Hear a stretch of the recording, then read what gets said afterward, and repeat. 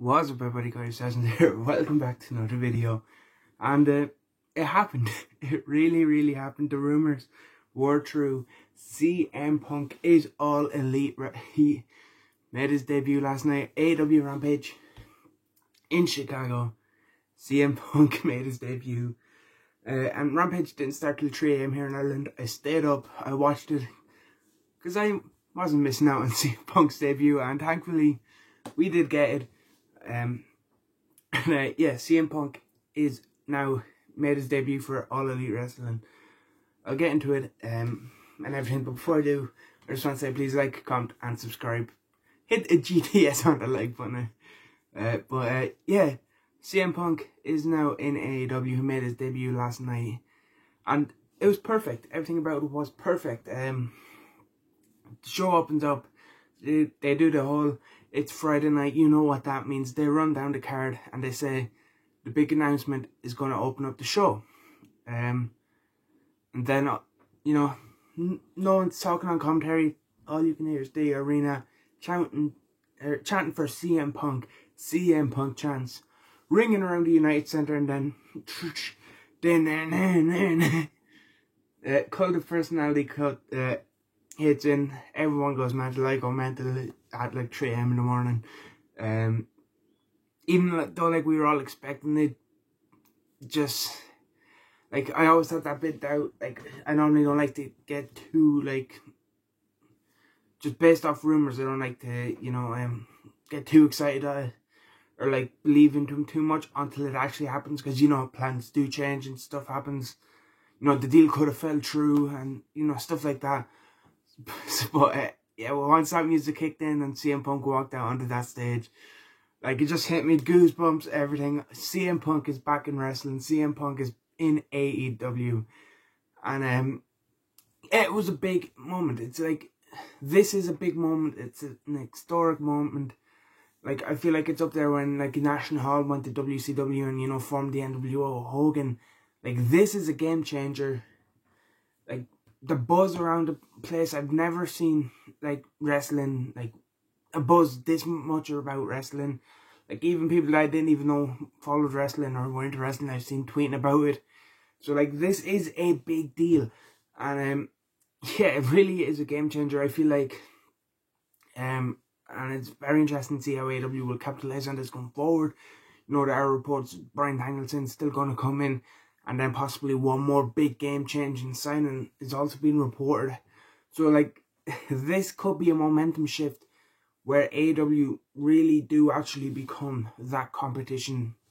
You know, they have been getting around 1 million viewers since, you know, NXT moved nights. And yeah, I feel like this is like the type of buzz, the type of momentum that they can really capitalize on and be something big. But yeah, anyway, getting back to what actually happened, like I just wanted to say that I feel like this is something big, something historic, something that we're going to look back on in 20 years as a big deal in wrestling. But yeah, you know, Punk comes out, he's hugging everyone in the crowd.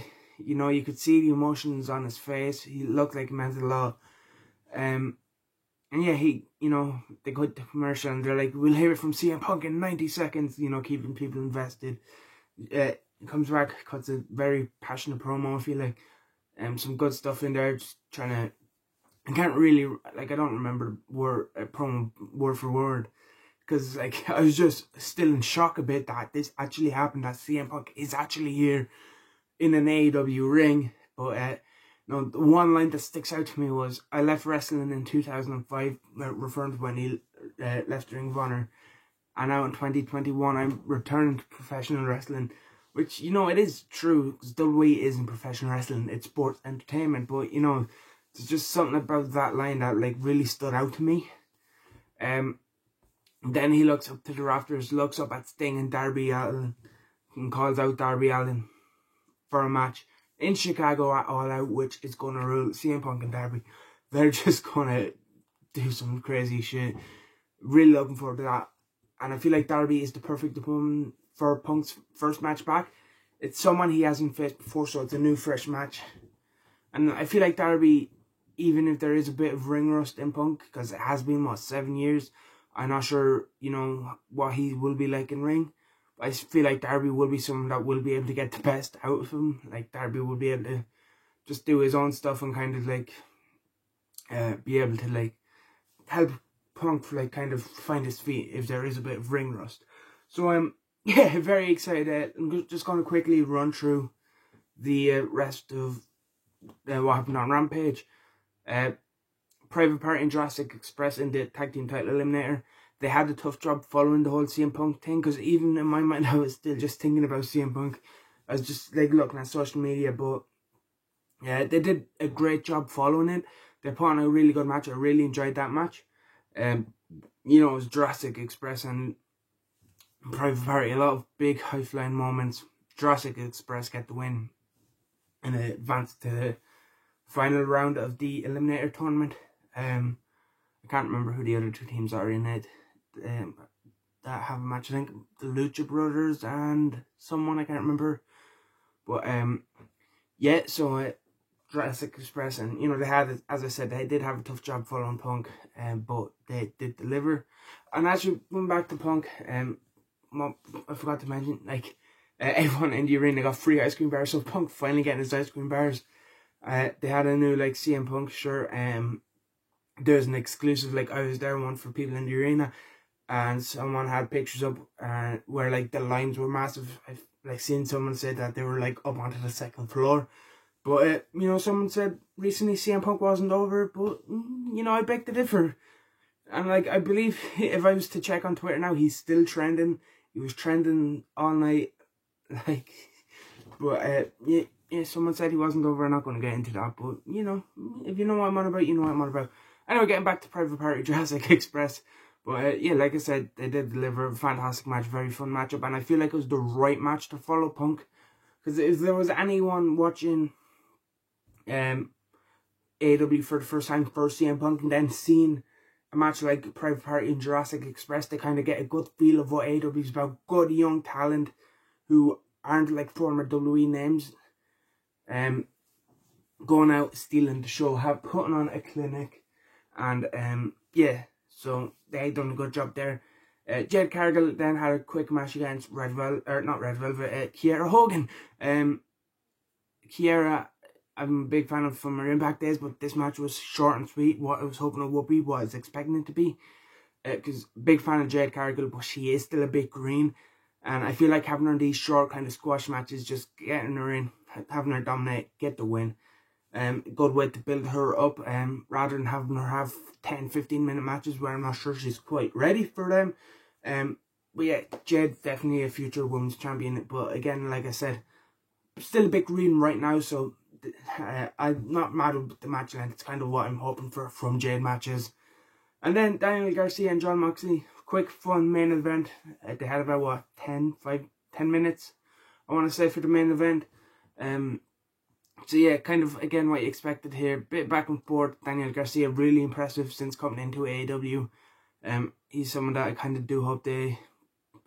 I know they signed 2.0, who Garcia has been a kind of, what's the word, associated with since coming into AEW. They've been doing a lot of stuff on TV together. I'm not sure if they have signed Garcia, but he is someone that I definitely do hope they do give a contract to, because he does have a lot of potential and something I can see being a big deal for them in the future. Good main event matchup here with Moxley. Of course, Mox gets the win here. After the match, 2.0 get involved. Darby, Sting, and Kingston, you know, come out, because again, they've kind of had a feud with each other. And yeah, you end the show with Mox, Sting, Eddie, and Darby in the ring together. So kind of, you know, again, a perfect way to end the show, especially if someone who isn't familiar with AEW watching for the first time. You get, you know, someone people would know in Jon Moxley and Sting. You get an indie legend, some experienced veteran that hasn't really had that exposure before in Eddie Kingston. And then you have the young future of AEW in Darby Allin, and you could even say Daniel Garcia and all. But especially ending the show with Darby, considering he is the one who Punk called out, I do think was a good call as well, because it familiarises the people watching for the first time for Punk with his first opponent. And again, having him alongside Sting and Mox and Kingston and all, shows the level that he is on, that like main event tier level. So again, yeah, very excited, very happy for CM Punk. He will be on Dynamite Wednesday, so interested to hear what he has to say there. Very interested for the All Out match against Darby. I do feel like that is going to rule. And yeah, let me know. I'm just going to end this video here because I could ramble on about CM Punk all day, but yeah. There will be another upload later on today where I do give my SummerSlam predictions. So stay. If you haven't, please subscribe and stay tuned for that. Leave a like on this video. Let me know what you think of CM Punk in AEW and potential matchups you're looking forward to and stuff you're looking forward to about Punk coming back. Like, comment, and subscribe, and I will see you in the next one.